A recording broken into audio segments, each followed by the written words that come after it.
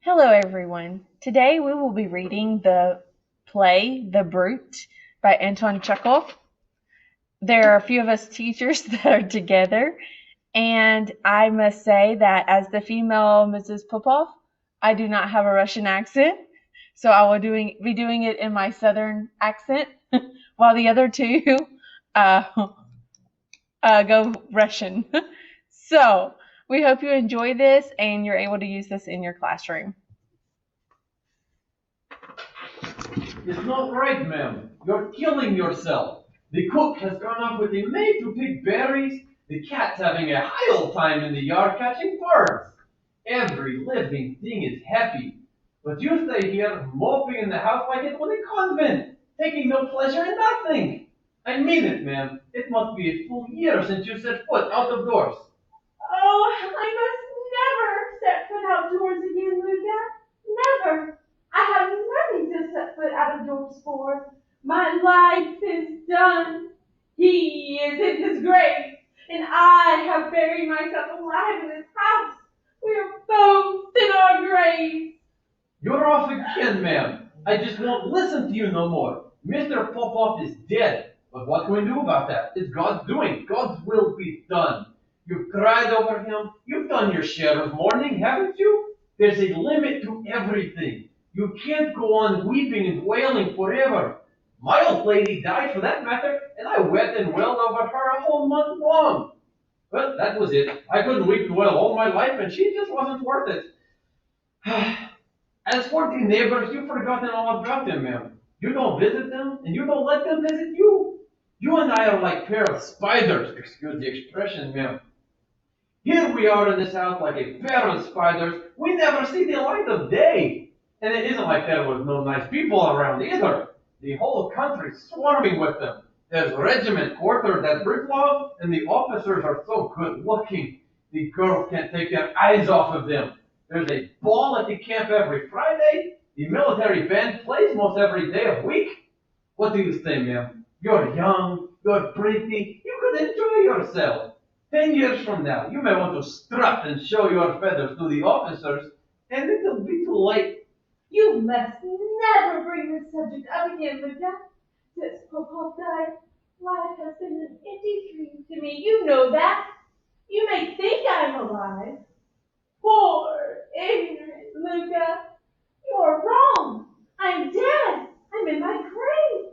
Never more shall I see the light of day, and never show from my body this, oh, raiment of death. Are you listening, Luca? Let his ghost learn how I love him. Yes, I know, and you know, he was often unfair to me. He was cruel to me, and he was unfaithful to me. Whatever. I shall be faithful to him. That's all. I will show him how I can love hereafter in a better world than this. He will welcome me back. The same loyal girl I always was. Instead of carry on in this way, ma'am, you should go out in the garden, take a bit of a walk, ma'am. Or why not harness Toby and take a drive? Call on a couple of the neighbors, ma'am. Yes, ma'am. What have I said? Oh, dear. Toby! You said Toby! Oh, he adored that horse. When he drove me out to the Portuguese into the bus, it was always Toby. He was a he was he was a wonderful driver. You remember, Luca? So graceful, so strong. I can see him now pulling at those reins with his might and main. Toby, Luca, tell them to give Toby an extra portion of oats today. Yes, ma'am. Ding dong. Who is that? Tell them I'm not at home. Very good, ma'am. You shall see, my papa, how a wife can love and forgive till death do us part. Longer than that, till death reunites us forever. Aren't you ashamed of yourself, Papa? Here's your little wife being good, being faithful, So faithful that she's locked up here waiting for her own funeral while you... Doesn't it make you ashamed, you naughty boy? You were terrible. You know, you were unfaithful, and you made those awful scenes about it. You stormed out and left me alone for weeks. There's someone asking for you, ma'am. Says he must... I suppose you told him that since my husband's death, I see no one. Yes, ma'am. I did, ma'am. But he wouldn't listen, ma'am. He says it's urgent. I see no one. He won't take no for an answer, ma'am. He just curses and swears and comes in anyway. He's a perfect monster, ma'am. He's in the dining room right now. In the dining room, is he? Well, I will give him his comeuppance. Bring him here this minute. Why? Why did they do this to me? Why insulting my grief, intruding on my solitude? I'm afraid I'll have to enter a convent. I will. I must enter a convent. Those idiots! You walk too much. May I have the honor of introducing myself, madam? Grigory S. Smirnov, landowner and lieutenant, artillery retired. Forgive me, madam, if I disturb your peace and quiet, but my business is both urgent and weighty. What is it you wish, sir? At the time of his death, your late husband, with whom I had the honor to be acquainted, ma'am, it was in my debt to the tune of 1,200 rubles. I have 2 notes to prove it. Tomorrow, ma'am, I must pay the interest on a bank loan. I have therefore no alternative, ma'am, but to ask you to pay me the money today. 1,200 rubles. But what did my husband owe it to you? He used to buy his oats from me, madam. Remember what I said, Amiga. Tell them to give Toby an extra portion of oats today. My dear Mr. Oh, what was your name again? Murdoch, ma'am. My dear Mr. Smirnov, if Mr. Popov owed you money, you shall be paid. To the last ruble, to the last kopeck. But today, you must excuse me, Mr. What was it? Smirnov, ma'am. Today, Mr. Smirnov, I have no ready cash in the house. Tomorrow, Mr. Smirnov. No, the day after tomorrow, all will be well. My steward will be back from town, and I shall see that he pays what is owing. Today, no. In any case, today is exactly 7 months from Mr. Popov's death. And on such a day, you will understand that I'm in no mood to think of money. Madam, if you don't pay up now, you can carry me out feet foremost. They'll seize my estate. You can have your money tomorrow. That is, the day after tomorrow. I don't need the money the day after tomorrow. I need it today. I'm sorry, Mr. Smirnov! Yes, of course. But you can't have it today. But I can't wait for it any longer. Be sensible, Mr. Smirnov. How can I pay you if I don't have it? You don't have it? I don't have it. Sure? Positive. Very well. I'll make note of that effect. And then they want me to keep cool. I meet the tax commissioner on the street and he says, "Why are you always in such a bad humor, Smirnov?" Bad humor? How can I help it? In God's name, I need money. I need it desperately. Take yesterday. I leave home at the crack of dawn. I call on my debtors. Not a one of them pays up. Footsore and weary, I creep at midnight into some little drive and try to snatch a few winks of sleep on the floor by the vodka bottle. Then today I come here 15 miles from home, saying to myself, at last I can be sure of something, and you're not in the mood. You give me a mood. How the devil can I help getting all worked up? Well, I thought I made it clear, Mr. Smirnov, that you'll You'll get your money the minute my steward is back in town. What do I care about your steward? Pardon the expression, ma'am, but it was you I came to see. What language! What a tone to take to a lady! I refuse. Sit here and never mind.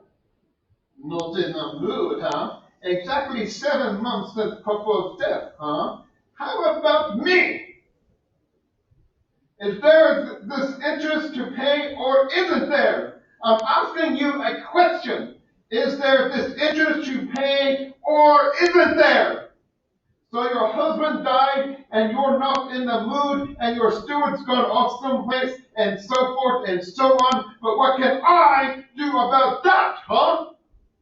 What do you think I should do? Take a running jump and shove me head through the wall? Take off in a balloon? You don't know my other debtors. I call on Gustav, not at home. I look for Yarosevich. He's hiding out. I find Kuritzin. He kicks up in a row and I have to throw him through the window. I work my way right down the list. Not a kopeck. Then I call you, and darn it, if you'll pardon the expression, you're not in the mood. I've spoiled them all. That's what. I've let them play me for a sucker. Well, I'll show them. I'll show this one. I'll stay right here till she pays up. Ugh! I'm in a rage! I'm in a positively towering rage! Every nerve in my body is trembling at 40 to the dozen. I can't breathe. I feel it. I feel ill. Like I'm going to faint. Hey, there you are! Yes, sir. Is there anything you wish, sir? Water! Water! No, make it a vodka. Consider the logic of it. A fellow creature is desperately in need of cash, so desperately in need that he has to seriously contemplate hanging himself. And this woman, this mere chit of a girl, won't pay up. And why not? Because, forsooth, she isn't in the mood? Oh, the logic of women! Come to that, I never have liked them. I could do without the whole sex. Talk to a woman? I'd rather sit on a barrel of dynamite. The very thought gives me gooseflesh. Women? Creatures of poetry and romance, just to see one in the distance gets me mad. My legs start twitching with rage. I feel like yelling for help. Mrs. Popov is indisposed, sir. She is seeing no one. Get out. Indisposed, is she? Seeing no one, huh? Well, she can see me or not, but I'll be here. I'll be right here till she pays up. If you're sick for a week, I'll be here for a week. If you're sick for a year, I'll be here for a year. You won't get around me with your widow's weeds and your schoolgirl dimples. I know all about dimples. Seaman, let the horses out of the shafts. We're not leaving. We're staying. And tell them to give the horses some oats. Yes, you fool. What you think. What a mess. What an unholy mess. I didn't sleep last night. The heat is terrific today. Not a one of them has paid up. And here's this skirt in mourning that's not in the mood. My head aches. Where's that? Water. You there. Yes, sir. You wish for something, sir? Where's that confounded vodka I asked for? Oof. A fine figure of a man I am. Unwashed, uncombed, unshaven, straw on my vest, dust all over me. The little woman must have taken me for a highwayman. I suppose it wouldn't have be considered polite to barge into a drawing room in the States. But who cares? I'm not a visitor, I'm a creditor. Most unwelcome of guests, second only to death. If I may say so, sir, you take too many liberties, sir. What? Oh, nothing, sir. Nothing. Who do you think you're talking to? Shut your mouth! And there's an evil spirit abroad. The devil must have sent him. Oh! What a rage I'm in! I'll grind the whole world to powder. Oh, I'll feel good again. You there! In the solitude of my ruled retreat, Mr. Smirnoff, I've long since grown unaccustomed to the sound of the human voice. Above all, I cannot bear shouting, and I must beg you to not break this silence. Very well. Pay me my money and I'll go. I told you before, and I'll tell you again, Mr. Smirnoff. I have no cash. You'll have to wait till the day after tomorrow. Can I express myself more plainly? And I told you before, and I tell you again, that I need the money today, that the day after tomorrow is too late, and that if you don't pay and pay now, I'll have to hang myself in the morning! But I have no cash. That's quite a puzzle. You won't pay, huh? I can't pay Mr. Smirnoff. In that case, I'm going to sit here and wait. You'll pay up the day after tomorrow? Very good. Till the day after tomorrow, here I sit. Now look, do I have to pay the interest tomorrow or don't I? Do you think I'm joking? I must ask you not to raise your voice, Mr. Smirnoff. This is not a stable. Who said it was? Do I have to pay the interest tomorrow or not? Mr. Smirnoff, do you know how to behave in the presence of a lady? No, madam, I do not know how to behave in the presence of a lady. Just what I look at you and I say, I hear you talk, and I say to myself, that man doesn't know how to talk to a lady. You let me come simpering to you in French, I suppose? Enchanté, madame. Merci beaucoup for not paying the money, madame. Pardonnez-moi if I've disturbed you, madame. How charmant you look in the morning, madame.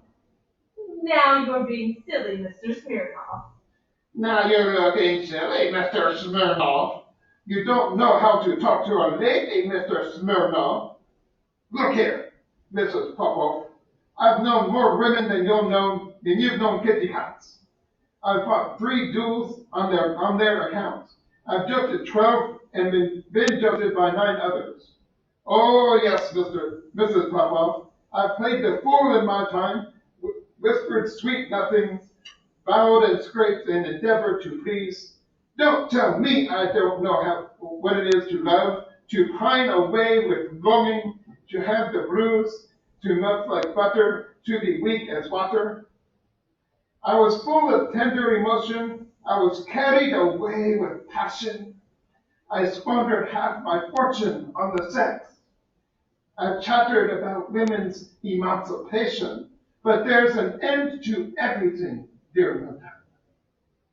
Burning eyes, dark eyelashes, ripe red lips, dimpled cheeks, heaving bosoms, soft whisperings, the moon above, the lake below. I don't give a rap for that sort of nonsense anymore, Mrs. Popov. I've found out about women, present company accepted, they're liars. Their behavior is mere play acting. Their conversation is sheer gossip. Yes, dear lady, women, young or old, are false, petty, vain, cruel, malicious, unreasonable. As for intelligence, any sparrow could give them points. Appearances, I admit, can be deceptive. In appearance, a woman may be all poetry and romance, goddess and angel, muslin and fluff. To look at her exterior is to be transported to heaven. But I have looked at her interior, Mrs. Popov, and what did I find there? In her very soul, a crocodile. And what is more revolting, a crocodile with an illusion, a crocodile that imagines tender sentiments are its own special province, a crocodile that thinks itself queen of the realm of love. Whereas, in sober fact, dear madame, if a woman can love anything except a lapdog, you can hang me by the feet on the nail. For a man, love is suffering. Love is sacrifice. A woman just swishes her train around and tightens her grip on your nose. Now, you're a woman, aren't you, Mrs. Popov? You must be an expert on some of this. So tell me, quite frankly, did you ever know a woman to be faithful, for instance? Or even sincere? Only old hags, huh? Though some women are old hags from birth. But as for the others, you're right. A faithful woman is a freak of nature, like a cat with horns. Who is faithful to them then? Who have you cast for the faithful lover? Not a man. Right the first time, Mrs. Popoff, man. Oh, man. Man is faithful. That's a new one. What right do you have to say this, Mr. Smirnoff? Men faithful? Let me tell you something. Of all the men I have ever known, my late husband Popov was the best. I loved him, and there are women who know how to love Mr. Smirnoff. I gave him my youth, my happiness, my life, my fortune. I worshipped the ground he trod on. And what happened? The best of men was unfaithful to me, Mr. Smirnoff. Not once in a while, all the time. And after he died, I found his desk drawer full of love letters. While he was alive, he was always going away for the weekend. He squandered my money. He made love to other women before my very eyes. But in spite of it all, Mr. Smirnoff, I was faithful unto death and beyond. I am still faithful, Mr. Smirnoff. Buried alive in this house, I shall wear mourning till the day I, too, am called to my eternal rest. Expect me to believe that? That's if I couldn't see through all this hocus pocus? Buried alive? Till you're called to your eternal rest? Till when? Till some little poet or some little subaltern with all his first mustache comes driving by and asks, can that be the house of the mysterious Tamara, who for love of her late husband has buried herself alive, vowing to see no man? Ha! How dare you? How dare you insinuate? You may have buried yourself alive, Mrs. Popoff, but you haven't forgotten to powder your nose. How dare you? Who's raising his voice now? Just because I call a spade, because I shoot straight from the shoulder, well, don't shoot at me. I'm not your steward. I'm not shouting. You're shouting. Oh, leave me alone. Pay me the money, and I will. You'll get no money out of me.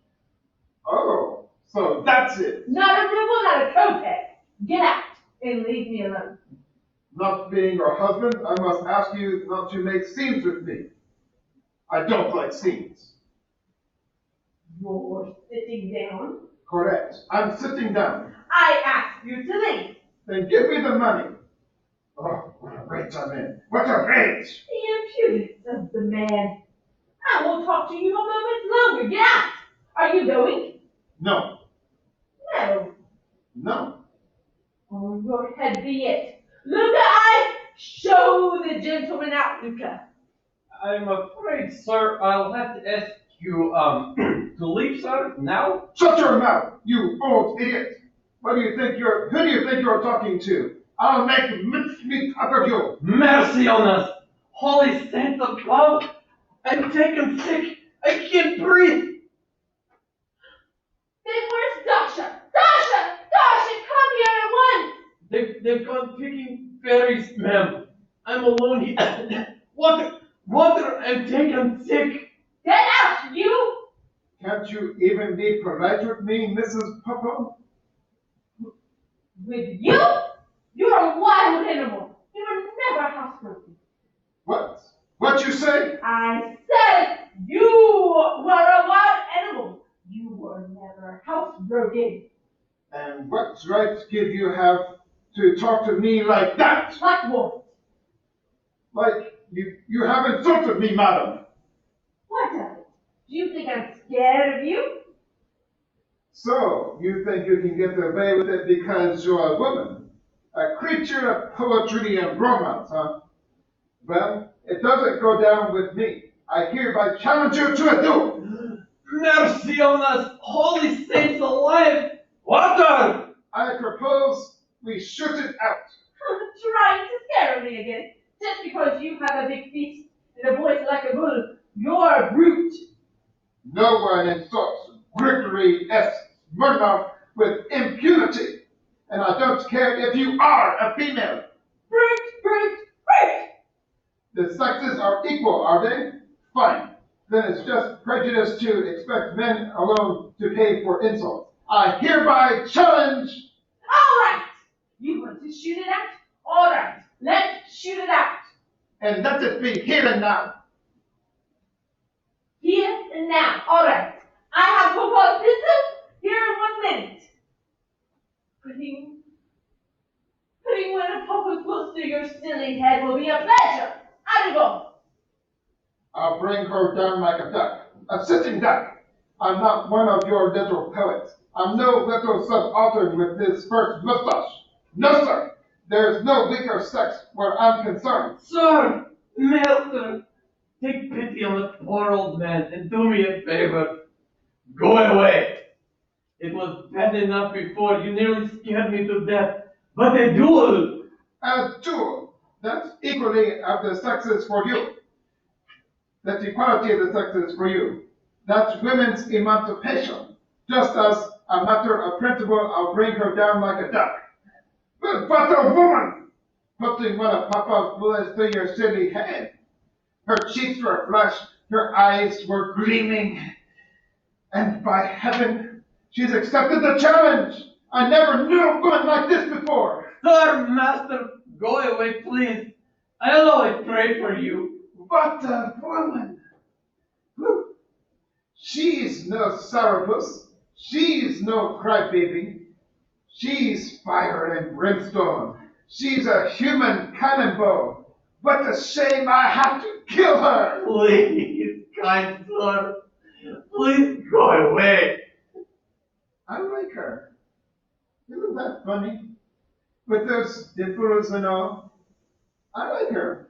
I'm even prepared to consider letting her off that debt. Where's my rage?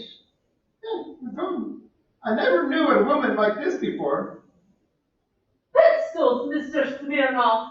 But before we start, you better show me how it's done. I'm not too familiar with these things. In fact, let me give a pistol second look. Lord, have mercy on me. I must go hunt up the gardener and the coachman. Why has this catastrophe fallen upon us, O Lord? Well, it's like this. There are several mates. One is the Mortimer with capsules especially constructed for dueling. What you have here are Smith & Wesson triple action revolvers with extractor, first-rate job, worth 90 rubles at the very least. You hold it this way. My lord, what eyes she has. They're setting me on fire. This way? Yes, that's right. You cock the trigger, take aim like this, head up, arm out like this. Then you just press with this finger here, and it's all over. The main thing is, keep cool. Take slow aim, and don't let your arm jump. I see. And if it's inconvenient to do the job here, we can go out in the dark. Very good.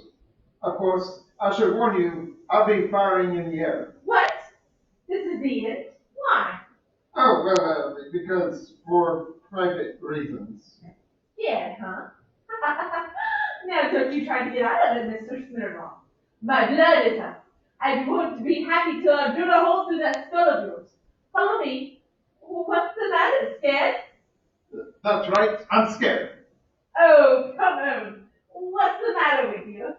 Well, Mrs. Popov, I like you. Good heavens, he likes me? Does he? The gal of the band? You may leave, Mr. Smirnoff.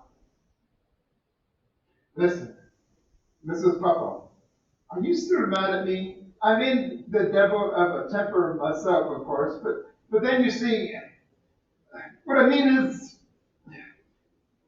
it's this way. The fact is, well, is it my fault I like you? What fragile furniture you have here. I like you. Know what I mean? I could fall in love with you. I hate you. Get out.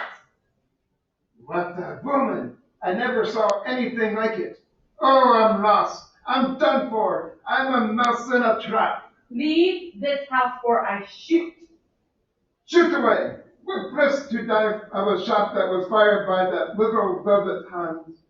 To die gazing into these enchanting eyes. I'm out of my mind. I know you must decide at once. Think for 1 second, then decide. Because if I leave now, I'll never be back. Decide.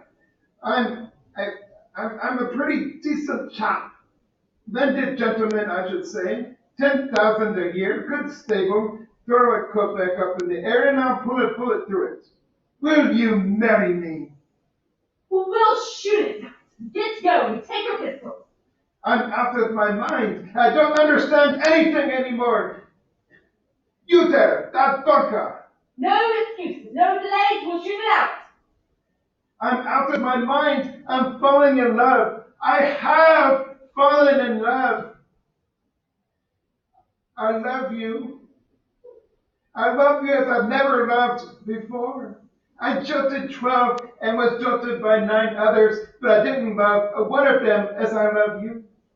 I'm full of tender emotion. I'm melting like butter. I'm weak as water. I'm on my knees like a fool, and I offer you my hands. It's a shame. It's a disgrace. I haven't been in love in 5 years. I took a vow against it, and now, all of a sudden, to be swept off my feet. It's a scandal. I offer you my hand, dear lady. Will you or won't you? You won't? Then don't! I didn't say anything. What? Oh, nothing. You can go. Well, no, just a minute. No, you can go. Go! I detest you. For just a moment. Oh, if you knew how furious I feel. My fingers are hopelessly pulling that horrid thing. And what are you standing around for? Get out of here! Goodbye. Go! Where are you going? Wait a minute! No, it's all right. Just go. I'm fighting mad. Don't come near me! I'm pretty disgusted with myself, falling in love like a kid, going down on my knees like some moon-gazing whippersnapper. The very thought gives me gooseflesh. I love you, but it doesn't make sense. Tomorrow I have to pay that interest, and we've already started mowing. I shall never forgive myself for this. Take your hands off of me! I hate you! Let's shoot it out! Mercy on us, holy saints above. Luca, tell them in the stable that Toby is not to have any oats today. Well, we hope you enjoyed that production in my multiple dialects and that you have fun with that and that you can use it in your classroom.